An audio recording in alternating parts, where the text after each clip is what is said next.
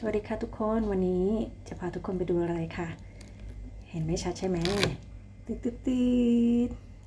ลิ้นจี่นี่เองมีคนไปเจอมานะคะก็เลยซื้อมาฝากค่ะไลท์ชีสที่ซื้อที่สกอตแลนด์นะคะราคาอยู่ที่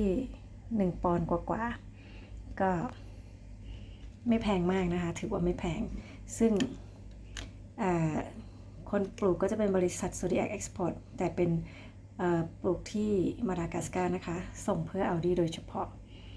เราก็ต้องควรจะกินก่อนวันที่9 มกราคมนะคะวันนี้วันที่7แล้วเราก็จะมีเวลา2 วันอันนี้ก็เท่าไหร่ประมาณ80 กรัมได้นะคะ2 4 6 7 8 9 10 11 12 3 4 5 6 7 8 9 10 11 12 12 เม็ดนะคะ1 โหลพอดีเดี๋ยวต้องรีบไปลองชิมแล้วค่ะมันเป็นยังไง